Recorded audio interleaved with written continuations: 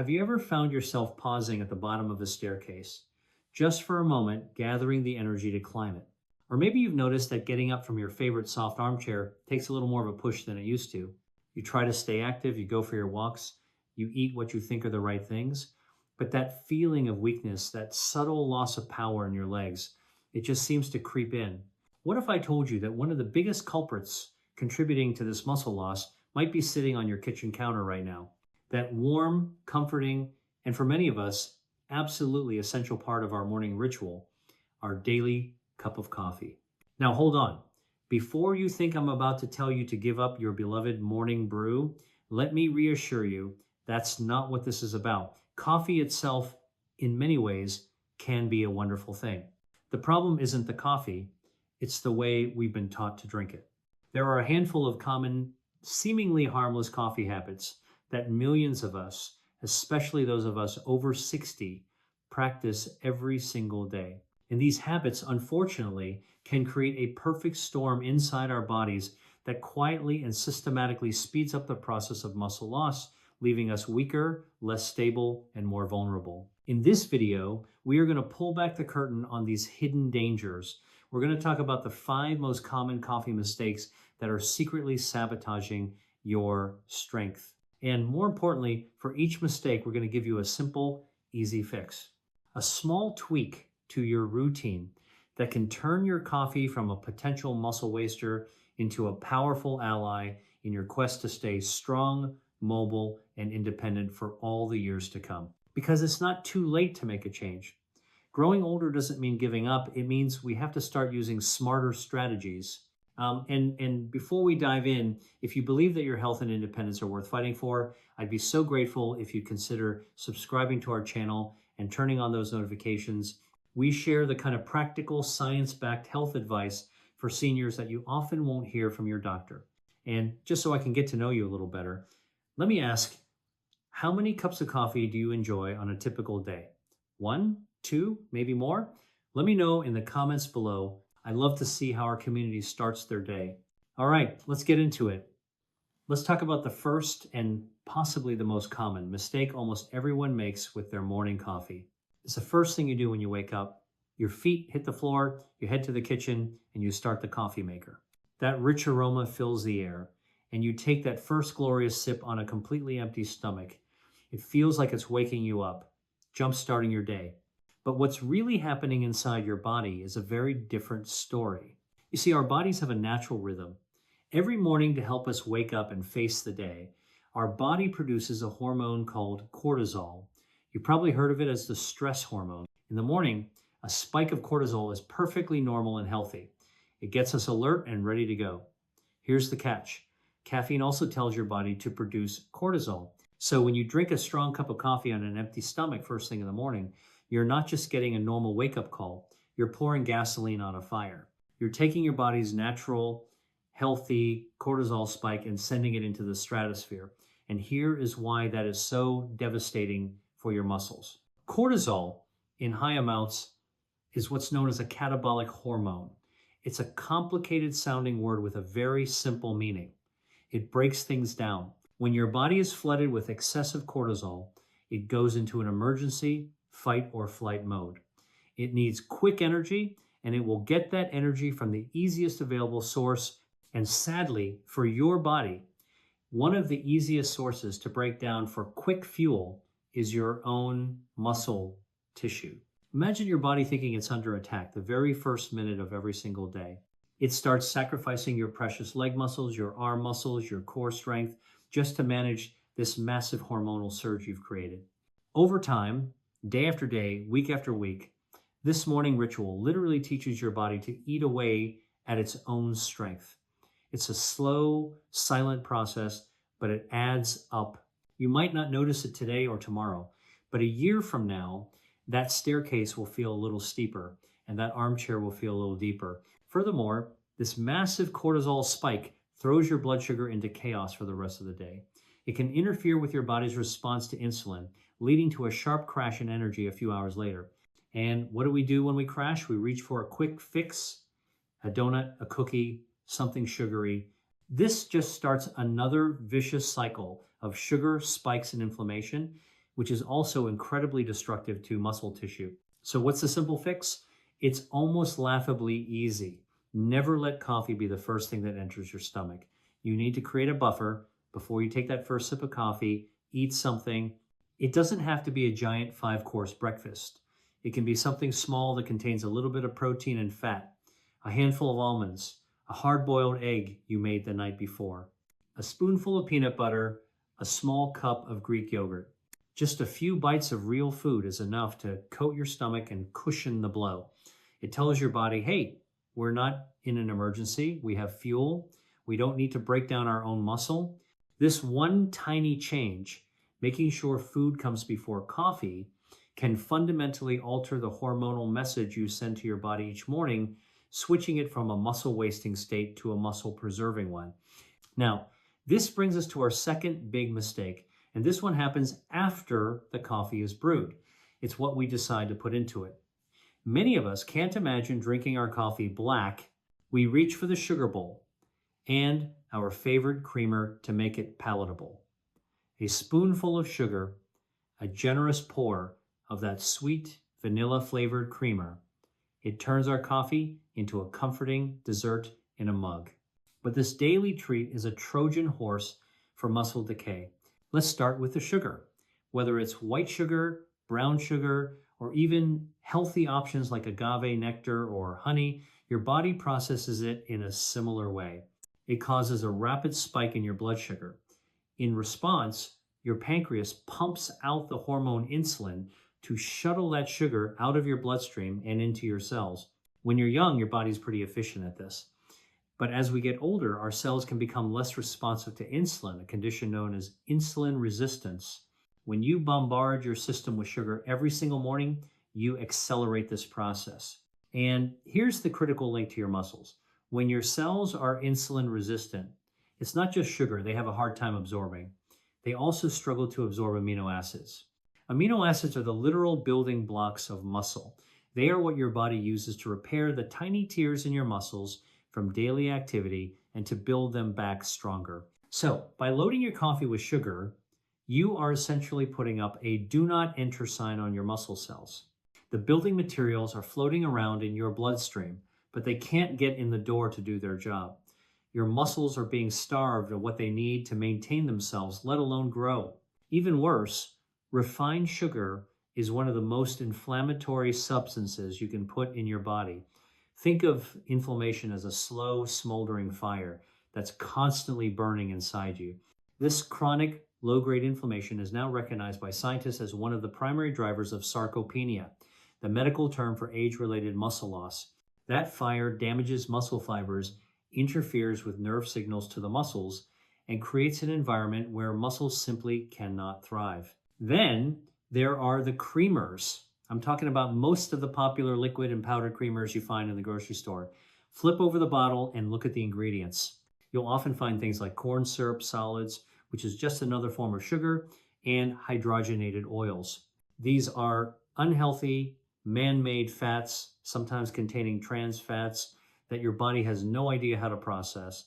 They are intensely inflammatory. They contribute to poor heart health, which means less efficient blood and oxygen delivery to your hardworking muscles. So you think you're just making your coffee taste better, but you're actually pouring in a cocktail of muscle-starving, inflammatory ingredients. It's a habit that directly counteracts any effort you're making to stay strong. The solution here is to redefine what makes a delicious cup of coffee. You have to wean yourself off the intense sweetness. Start by cutting the amount of sugar and creamer you use in half. Do that for a week. Then cut it in half again. Your taste buds will adapt. Instead, try a splash of real full-fat milk or heavy cream. The fat in it will actually help slow the absorption of caffeine and provide a more stable energy source. Unsweetened almond or coconut milk are also great options. For flavor, add a dash of cinnamon. Not only does it taste wonderful, but studies have shown cinnamon can actually help your body manage blood sugar levels. Who would have thought? A simple spice can help undo some of the damage. If you absolutely need some sweetness, look for natural, zero-calorie options like stevia or monk fruit. Making this switch is a powerful statement. It's choosing long-term strength over a fleeting moment of sweetness, which brings us to mistake number 3, and it's all about timing. Many of us enjoy a cup of coffee, not just in the morning, but also as an afternoon pick-me-up. That 2 or 3 p.m. slump hits, and a cup of coffee feels like the perfect solution to power through the rest of the day. It seems so innocent, but that afternoon coffee could be robbing you of your strength while you sleep. Here's why. Caffeine has something called a half-life, which is the time it takes for your body to eliminate half of the caffeine you consumed. For the average adult, the half-life of caffeine is about 5 to 6 hours. But as we age, our metabolism slows down. Our liver, the organ responsible for processing caffeine, becomes a little less efficient. For a person over 60, that half-life can stretch to 7, 8, or even more hours. This means if you drink a cup of coffee at 3 p.m., by 11 p.m. when you're trying to go to sleep, a significant amount of that caffeine is still circulating in your system, acting as a stimulant. You might think you're sleeping fine, you might fall asleep easily, but the caffeine prevents your brain from entering the deepest, most restorative stages of sleep. And this is where the disaster for your muscles occurs. The most critical work of muscle repair and rebuilding happens when you are in deep sleep. This is when your body releases its peak amount of human growth hormone, or HGH. HGH is like the foreman of your body's overnight construction crew. It directs the repair of tissues all over your body, but it's especially vital for maintaining and building muscle mass. If caffeine is interrupting your deep sleep, you are essentially telling the foreman and his entire crew to go home early. The repair work doesn't get done. The tiny micro tears in your muscles from the day's activities aren't fixed. Over time, this leads to a net loss of muscle. You're breaking down more than you're rebuilding, all because of that seemingly harmless afternoon coffee. It creates a terrible cycle. The poor quality sleep leaves you feeling tired and groggy the next day. So what do? You reach for even more coffee to get through the day, which in turn leads to another night of poor quality sleep.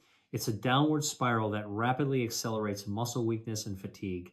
The fix is straightforward, though it might require some discipline. You need to establish a caffeine curfew.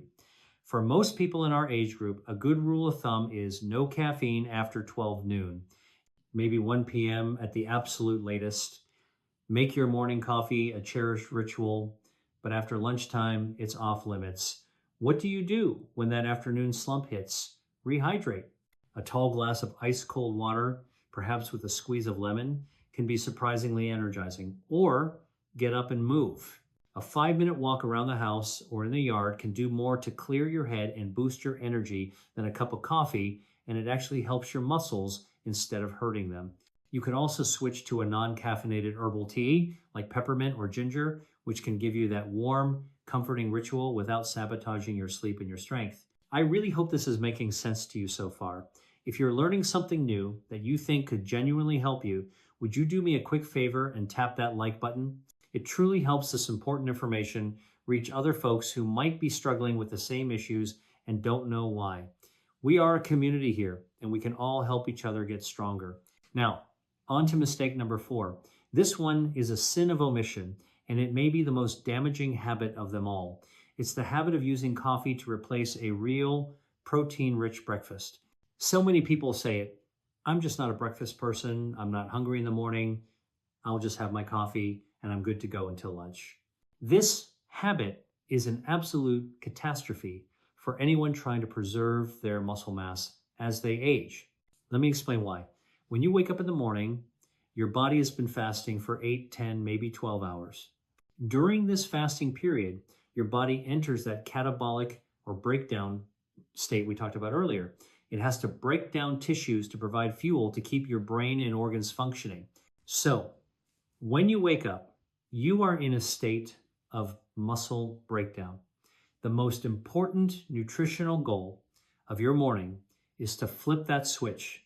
You need to stop the breakdown and turn on the building process, which is called muscle protein synthesis. Muscle protein synthesis is the engine of muscle growth and maintenance. To turn that engine on, you need 2 things, the key and the fuel.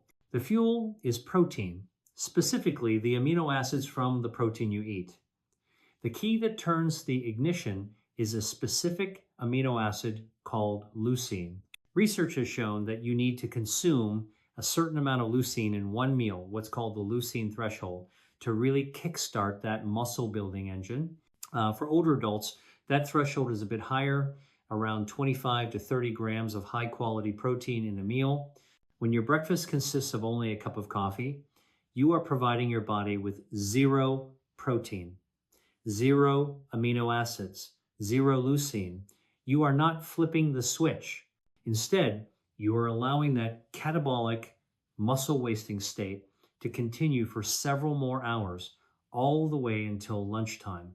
You are effectively extending the muscle breakdown period from 8 hours to 12 or even 16 hours every single day. Think of your muscle mass like a brick wall. Overnight, a few bricks get loose and fall out. A protein-rich breakfast sends in the masons to replace those bricks and even add a few new ones. A coffee-only breakfast is like leaving the wall to crumble until midday, by which point many more bricks have fallen out and the masons have a much harder job to do. Doing this day in and day out is how you lose the wall. It's how you lose your strength, your balance, and your independence. The solution is non-negotiable if you are serious about your health. You must prioritize a protein-rich breakfast either before or with your morning coffee. I'm not talking about a bowl of cereal or a piece of toast. I'm talking about high-quality protein. 3 scrambled eggs, a large bowl of plain Greek yogurt mixed with some berries and nuts, a quality protein smoothie with whey or a plant-based protein powder. Aim for that magic number, 20 to 30 grams of protein. This will slam the brakes on muscle breakdown and powerfully turn on your body's muscle-building machinery for the day ahead. This single habit, more than almost any other, can determine whether you get weaker or stronger as you age. Finally, we arrive at our 5th mistake. This one is for those of you who have been diligent. You've listened to the advice, you know not to drink caffeine late in the day, so you switch to decaf for your afternoon or evening cup. It seems like the perfect solution. You get the taste and the ritual of coffee without the sleep-disrupting caffeine. But there's a hidden catch with the way most decaf coffee is made that you need to be aware of. Most of the inexpensive decaf coffee on supermarket shelves is made using chemical solvents. Chemicals like methylene chloride or ethyl acetate are used to strip the caffeine molecules from the coffee beans. Now, the FDA has regulations and says the residual amount of these chemicals in the final product is very low and safe for consumption. However, for an older body that might already be dealing with sensitivities or a higher inflammatory load, regularly consuming even trace amounts of industrial chemical solvents is not ideal.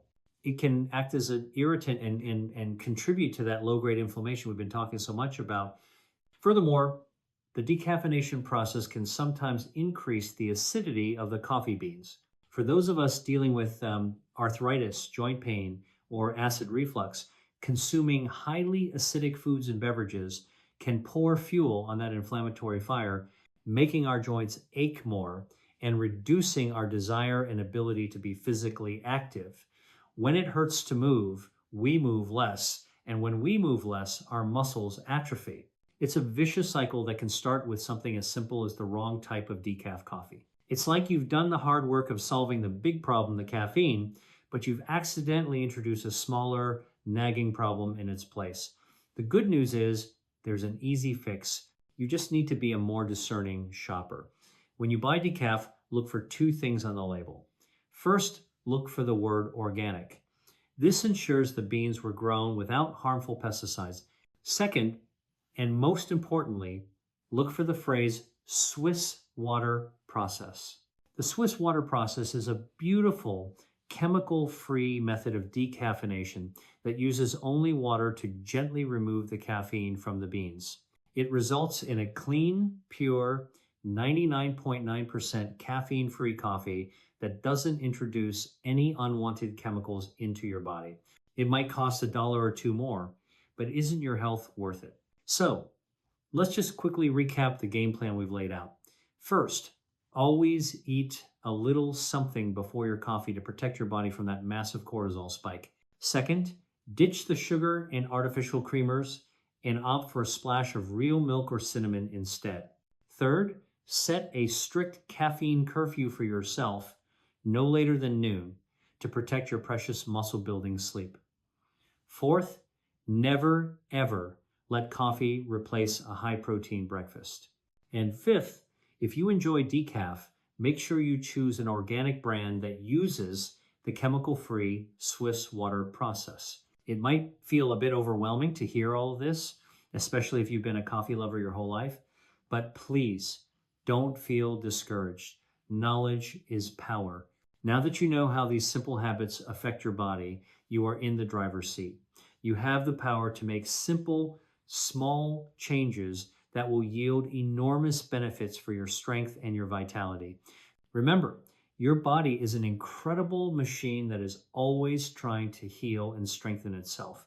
All we have to do is stop doing the things that get in its way and start giving it the right tools for the job. Growing older is a given, but growing weaker is a choice. With the right strategies, like the ones we've discussed today, you can build and maintain your strength, your mobility, and your precious independence for many, many years to come. I know this journey isn't always easy. There are days when you feel tired, when the aches seem louder than anything else, when it feels like an uphill battle, but you are not alone in this.